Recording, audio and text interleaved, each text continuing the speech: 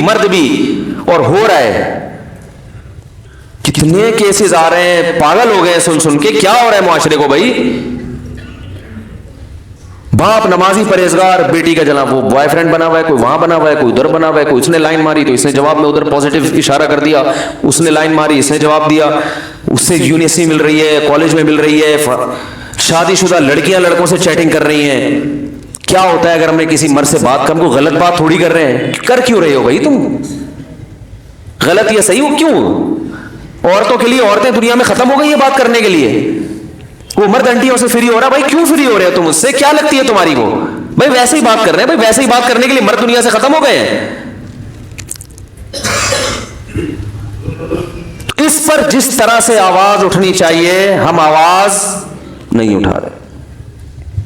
والدین آتے ہیں, بچی کا یہ مسئلہ ہو گیا, وہ تو بدتمیز ہو گئی ہے, اس کا بوائے فرینڈ ہے, یہ کر رہی ہے, وہ کر رہی ہے. بھائی آپ نے جب کو ایجوکیشن میں ایڈمیشن کروایا ہے تو ان سب چیزوں کو دماغ میں پہلے سے رکھنا چاہیے تو ہوگا. کیونکہ بچی بالغ ہو رہی ہے, جب لڑکا یا لڑکی بلوغت کی دہلیز پہ قدم رکھ رہا ہوتا ہے نا, اس وقت سب سے زیادہ اس کی عمر خطرناک ہوتی ہے, اور والدین اس کو بچہ سمجھ رہے ہوتے ہیں. اس کا بچہ ہونا ہی ڈینجرس ہے, کیونکہ اس میں جذبات, یہ میڈیکل سائنس کہتی ہے کہ جب انسان یا لڑکا یا لڑکی بلوغت کی دہلیز پہ ہوتا ہے, 14-15 سال کا لڑکا اور 13 سال کی لڑکی, آپ کسی نفسیاتی ڈاکٹر سے پوچھ لیں, اس وقت ان میں خواہش نفسانیہ کا جو طوفان اور سمندر ہوتا ہے وہ اس کے بعد کسی اور عمر میں ایسا نہیں ہوتا. اور عقل بالغ, بولو نا بھائی, عقل روکتی ہے نا انسان کو برائی سے, عقل بالکل نہیں ہے, خواہشات کا ایک طوفان ہے. اس وقت سب سے زیادہ ضرورت تھی کہ لڑکی کو لڑکے سے دور اور لڑکے کو لڑکی سے دور رکھا جائے, اور اس وقت والدین کس قدر احمق اور بیوقوف ہیں. وہ یہ کہہ رہے ہوتے ہیں بچے ہیں ابھی سے کیا پابندیاں لگائیں ان کے اوپر. او بھائی بچے ہیں اسی وجہ سے پابندی لگاؤ, بڑے ہوتے تو شاید کسی کا بیان سن کے سمجھ میں آ جاتی ان کے بات. اور اس وقت کو ایجوکیشن میں پڑھایا جا رہا ہے ہم, جب ان میں صرف جذبات ہیں, کھوپڑی نہیں ہے, نہ وہ اپنا اچھا سمجھتے ہیں نہ برا سمجھتے ہیں, اور پھر وہ لڑکے بیوقوف بنا رہے ہوتے ہیں. اور بچیوں میں ایک بڑی حماقت یہ ہوتی ہے کہ ان کو اس جذبات کا تو ایک طوفان ہوتا ہے نا, ان کو اس عمر میں اتنا شعور نہیں ہوتا کہ ان کو لفٹ کرانے والا کوئی سمجھدار ہے, احمق ہے, بیوقوف ہے, ان کے جذبات سے کھیلے گا, بالکل بھی شعور نہیں ہوتا. دو لفظ بھی محبت کے اگر کوئی بول دینا یہ پھسل جاتی ہیں. یہ ہو رہا ہے, لیکن والدین کو ایجوکیشن چاہیے, بس ان کو شرافت, تہذیب, خاندانی نظام کو برقرار رکھنا, یہ چیزیں اب ان کی ترجیحات میں شامل ہیں ہی نہیں. پھر پریشان ہے کہ ہمارے بچے بدتمیز ہیں, تو تم کون سا ان کو تمیز سکھا رہے ہو بھائی؟ جب اس میں حیا ختم کر دیا آپ نے, حیا شرم ختم کر دی. پہلے تو لڑکوں کو یہ سکھایا جاتا تھا, جو لڑکا بچیوں میں بیٹھا ہوتا تھا نا, تو ماں باپ سکھاتے تھے لڑکیوں میں لڑکا, بولو نا بھائی, گھو کھاتا. یہ تو بہت مشہور ملفوظ تھا. کوئی لڑکا اگر کھیل رہا ہوتا تھا نا, لڑکی بچہ 10 سال کا 11 سال کا بچہ بچیوں میں کھیل رہا ہے, اسے تانے دیے لڑکوں کی طرف سے, لڑکیوں میں کھیلتا ہے, اور آپ نے کلاس میں اس کو لڑکیوں کے بیچ میں بٹھا دیا, سارا دن وہ لڑکیوں سے باتیں کر رہا ہے. وہ تو اس میں نسوانیت, زنانہ پن پیدا ہوگا, اس میں نسوانیت پیدا ہوگی, بڑے کارنامے کرنے کی صلاحیت اس میں پیدا نہیں ہوگی, ساری زندگی ٹھرکی بنا رہے گا وہ. اس کو آر دلاؤ بیٹا, لڑکے لڑکیوں میں نہیں کھیلتے. پہلے یہ ہوتا تھا شادی بیاہ میں نا, تمبو لگے ہوتے تھے. یہ اب تو مکس گیدرنگ ہو گئی ہے, سب ختم. ہم جب چھوٹے بچے تھے تو وہ یہ لڑکیوں کا تمبو ہے, یہ یہاں خواتین بیٹھے یا مرد بیٹھے ہیں, تو جو بچہ خواتین کے تمبو میں جھانکتا بھی تھا نا, اسے بھی ذلیل کیا جاتا تھا. لڑکیوں کو دیکھ رہے ہیں, یا ان کے اس میں چلا بھی جاتا تھا تو اس کو بھی تانے ملتے تھے, ابے لڑکیوں میں کیا کر رہا ہے. آج یہ فیشن بن گیا ہے, تو غیرت ختم. کچھ لوگ اللہ کا شکر ہے ابھی بھی غیرت والے نظر آتے ہیں. ہمارے ایک دوست ہیں, وہ کہیں کسی انگلش لینگویج سینٹر میں ان کا ایڈمیشن ہوا, تو لڑکیاں لڑکے مکس, وہ 2 دن اس میں رہے, اس کے بعد بھاگ آئے.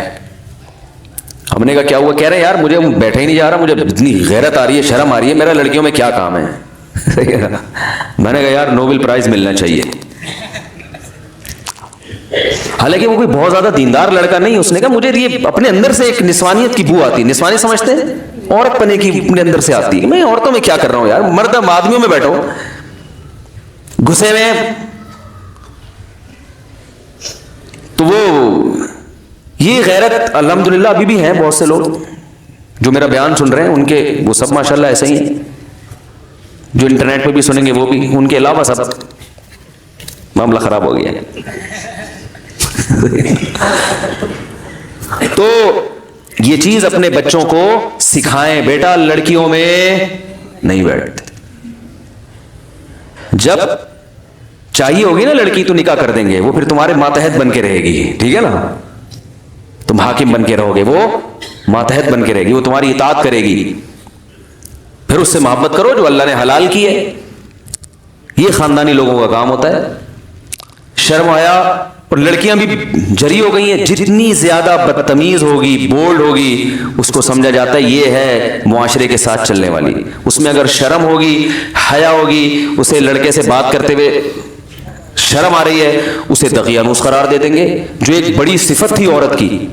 موسیٰ علیہ السلام جب مدین میں گئے ہیں مصر چھوڑ کے, تو قرآن مجید کے الفاظ دیکھیں. دور کھڑے ہو گئے درخت کے نیچے, وَوَجَدَ مِن دُونِهِمُ امْرَأَتَيْنِ تَذُودَانِ, دو لڑکیوں کو دیکھا کہ جو ہے نا مردوں کے رش سے پیچھے ہٹی ہوئی ہیں, مردوں کے مجمع میں. حضرت موسیٰ نے ان کے پاس جا کے پوچھا ما خطبکما, کیا مسئلہ ہے تمہارے ساتھ؟ انہوں نے کہا لا نسقی حتی یصدر الرعاء, کہ مردوں کا ہجوم ہے, جب تک یہ ہجوم نہیں چھٹے گا ہم کنویں پہ جا نہیں سکتے. مردوں کے بیچ میں ہم گھسنا نہیں چاہتے. سوال پھر دیکھو, اب موسیٰ علیہ السلام نے پوچھا نہیں کہ پھر گھر سے نکلی کیوں ہے جب اتنی شرم ہے تمہارے اندر, مردوں کو بھیجتی نا. موسیٰ علیہ السلام نے پوچھا نہیں, لیکن ان لڑکیوں کو خود ہی شرم آئی کہ بھئی ان کے دل میں خیال پیدا ہوگا کہ اتنی شرمیلی ہو کہ مردوں کے مجمع میں نہیں گھس رہی. مکس گیدرنگ کو برداشت, مجمع میں گھسنے کا مطلب مکس گیدرنگ ہو گیا نا. تمہیں شرم آ رہی ہے اس میں جاتے ہوئے, تو جب اتنی شرم ہے تو گھر میں کسی مرد کو بھیجتی نا. تو فوراً کہنے لگی, موسیٰ علیہ السلام نے سوال نہیں پوچھا, ابونا شیخ کبیر, ہمارا باپ بوڑھا ہے. وہ ایک ہی باپ ہے, گھر میں کوئی مرد نہیں ہے, وہ آ نہیں سکتے, بوڑھے ہیں.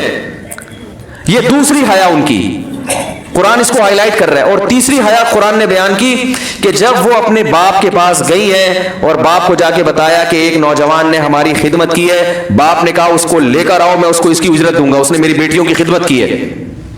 تو جاءت احداہما تمشی علی استحیاء, ان دونوں میں سے ایک آئی حیا کے ساتھ چلتے ہوئے. حالانکہ اس کا اصل واقعے سے کوئی تعلق نہیں ہے, لیکن ان کی چال میں حیا تھی تو قرآن نے اس چال کو ہائی لائٹ کیا ہے. حالانکہ یہ بتانے کی ضرورت نہیں ہے, قرآن تو اکثر واقعات ان شارٹ بیان کرتا ہے, ٹو دا پوائنٹ بات کرتا ہے, لیکن یہاں قرآن اس بات کو ہائی لائٹ کر رہا ہے. اس سے پتہ چلتا ہے کہ اللہ کو عورت کی چال میں حیا چاہیے.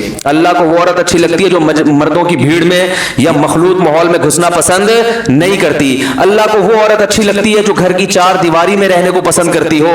کسی ضرورت سے باہر نکلنا پڑے تو وہ عذر ہو اس کا کہ بھائی اس لیے گھر سے باہر آ رہے ہیں کہ کوئی مرد گھر کے باہر کے کام کرنے والا نہیں ہے. اسلام یہ کلچر چاہتا ہے میرے بھائی, یہ ماحول چاہتا ہے. تو اس پہ آواز اٹھانی چاہیے, اسمبلیوں میں بھی, دھرنوں میں بھی, سوشل میڈیا پہ بھی. اس پہ ہم آواز نہیں اٹھا رہے ہیں. ہر آنے والا قانون ہمیں اور مزید سے مزید بے حیا بناتا چلا جا رہا ہے. تو اللہ کے بندو اس پہ بھی آواز اٹھاؤ, اس بے حیائی کے خلاف. اور یہ تو ہمارے کنٹرول میں نہیں ہے, لیکن اپنا گھر تو ہمارے کنٹرول میں ہے نا. دیکھو ایک بات کا فیصلہ کر لو, بچوں کی تعلیم پہلے, تہذیب, بچوں کی تعلیم بعد میں, تہذیب پہلے. اگر آپ کے پاس دو آپشن ہو, ایک آپشن یہ کہ ایجوکیٹڈ تو ہو جائے گا, تہذیب ختم ہو جائے گی, تو ترجیح کس کو دینی ہے؟ تہذیب کو. پہلے انسان کا بچہ بنے, اس کے بعد ایجوکیشن. ایجوکیشن بھی ضروری ہے, میں یہ نہیں کہہ رہا کہ جاہل بنا دیں بچوں کو, پہلے انسان. تو ایسے اسکولوں کو تلاش کرو میرے بھائی جہاں حیا کا ماحول ہے, شرم کا ماحول ہے. نہیں ملتے تو ایسے اسکول بناؤ. آپ بھی تو ایک کام کر سکتے ہیں نا, ایک بس چھوٹا سا واقعہ سنا کے بیان ختم کرتا ہوں. مجھے وہ واقعے سے مجھے خود بڑی عبرت ہوئی. لاہور میں ایک صاحب کا فون آیا کہ لاہور کے ہائی کورٹ کے جج جو پہلے جج تھے انہوں نے ایک بڑا غلط فیصلہ کیا, اسلام کے بالکل خلاف فیصلہ کیا, آپ یہ کریں آپ وہ کریں. میں نے کہا میرے بھائی دیکھو, معاشرے میں تبدیلی لانے کے لیے آپ ایسا کرو, جج کے بیان کو تو آپ کے کہنے سے یا میرے کہنے سے جج اپنا فیصلہ تو تبدیل کرنے تھے. تو آپ کے کتنے بچے؟ انہوں نے کہا 4 بیٹے. میں نے کہا آپ ان 4 بیٹوں کو کے بارے میں فیصلہ کرو کہ ان کو میں ہائی کورٹ کے بجائے سپریم کورٹ کا جج بناؤں گا. ایک تو بن ہی جائے گا نا, نہیں بنا تو آپ جیسے 100 لوگ جب یہ ارادہ کریں گے تو ایک نہ ایک تو جج بنے گا نا. اور میں نے کہا اس کی ابھی سے اسی حساب سے تربیت کرنا شروع کر دو کہ وہ اسلام کے خلاف کوئی فیصلہ نہ کرے.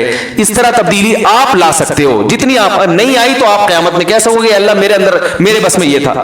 تو ایسے اگر اسکول نہیں ہے تو آپ میں جو تاجر ہیں وہ یہ فیصلہ, جو تاجر نہیں بھی ہے وہ بھی کر سکتے ہیں, وہ یہ فیصلہ کر لیں بھائی ہم ایسے اسکولوں کا جال بچھا دیتے ہیں پورے ملک میں جہاں کو ایجوکیشن نہ ہو, جہاں فیمیل بچیوں جو بچیاں ہیں ان کو پڑھانے والی فیمیل ٹیچر پردے میں ہو, تاکہ بچیاں اپنے ٹیچر سے پردہ سیکھیں. جو انسان پر جتنا اپنے ٹیچر کا اثر ہوتا ہے اتنا اپنے والدین کا بھی اثر نہیں ہوتا. میں سمجھا پا رہا ہوں اپنی بات کہ نہیں سمجھا پا رہا؟ تو بھائی معاشرے میں ان 2 چیزوں کو فوکس کرنے کی بہت شدید ضرورت ہے, اور ان 2 میں دوسری والی یہ اور زیادہ اہم ہے. اس کے جو جراثیم ہے نا وہ زیادہ پھیلتے ہیں اور ختم ہو جاتا ہے معاشرہ, تباہ ہو جاتا ہے. اگلی نسلوں کو یہ باتیں بھی سمجھ میں نہیں آئیں گی جو ہم بھی کر رہے ہیں. وہ کہیں گے پتہ نہیں کس قسم بے حیائی کیا ہوتی ہے, کیسی باتیں کر رہے ہیں یہ, اتنا معاشرہ بے حیائی کی طرف جا رہا ہے. گورے سے میری بحث ہوئی, اس نے کہا اگر کسی نے زنا کر لیا تو کیا ہوا؟ میں نے کہا ہوا تو کچھ بھی نہیں ہے, کر لیا وہ ہو گیا تو کیا ہو گیا, ایسے تو کچھ بھی نہیں ہوا. تو وہ ان کو وہ اب ظاہر ہے جب ایک چیز ہی ختم ہو گئی معاشرے میں, وہ حیا ختم ہو گئی تو پھر تو کچھ بھی نہیں ہے. تو میرے بھائی اتنی تباہی سے پہلے بہتر ہے کہ ہم کچھ انسان کے بچے بن جائیں. اللہ تعالی ہم سب کو عمل کرنے کی توفیق عطا فرمائے. یہ جو آج میں نے بیان کیا ہے نا, بیان میں یہ لے کے چلا تھا کہ امن قائم کرنے کی جو کوشش ہے, ایک کوشش ہوتی ہے جو اللہ کے لیے ہوتی ہے, ایک کوشش بڑی طاقتوں کے یا بڑے لوگوں کے یا مخصوص لوگوں کے مفاد کے لیے. تو دونوں میں فرق ہے. تو وہ بیان یہ جو میں نے مثالیں دی ہیں نا سود اور بے حیائی کی, یہ اسی کی مثالیں دی ہیں کہ جب تک دنیا میں سود یا بے حیائی کا خاتمہ نہیں ہوتا ظلم ختم نہیں ہو سکتا. دیکھنے میں تو بڑا امن ہوگا لیکن وہ اصل میں امن کا فائدہ کچھ مخصوص لوگ اٹھائیں گے, اور وہ ان کی جو دولت کا جو بہاؤ ہے نا اور مزید اسپیڈ کے ساتھ وہ ان کے ہاتھوں پہنچے گا. انشورنس کمپنیوں کو فائدہ ہوگا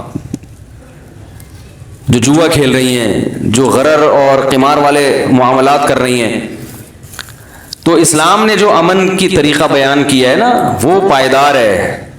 دولت کی تقسیم صحیح ہوتی ہے اس سے.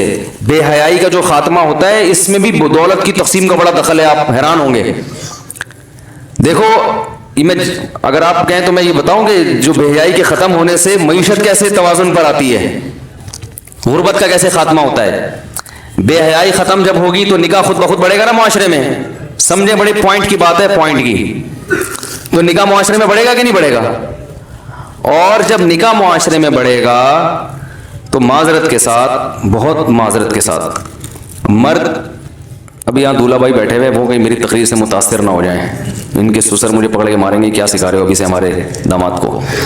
بہرحال جب نکاح معاشرے میں بڑھے گا تو ہوگا کیا کہ غریب لڑکیاں وہ کس کی کسٹڈی میں آئیں گی؟ دیکھو نکاح میں نا خود بخود مالدار لوگوں کے لیے نکاح کرنا آسان ہوتا ہے بنسبت غریب کے. شریعت نے تو یہ کہا ہے کہ غربت کا خاتمے کا ذریعہ ہے نکاح, لیکن یہ ایک نیچر ہے نا کہ جو بھائی دونوں لڑکے دیندار ہوں, ایک جیسی شکل ہو, بالکل فٹ فاٹ, ایک جیسا خاندان, لیکن ایک کی تنخواہ زیادہ ایک کی کم, تو آپ کس کو ترجیح دیں گے؟ خود بخود انسان کہے گا بھائی جس سے زیادہ کما رہا ہے اس کو ترجیح دو. تو جب نکاح معاشرے میں رائج ہوتا ہے تو آٹومیٹیکلی لڑکیاں مالداروں کی طرف زیادہ مائل ہوتی ہیں. تو مالداروں کی طرف جب زیادہ مائل ہوں گی تو وہ ان کے لیے ایک بھی آسان, دوسری بھی آسان, تیسری بھی آسان, اور غریب آدمی کے لیے ایک کا حصول مشکل ہوتا ہے. یہ نیچر ہے, یہ نیچرل ہے.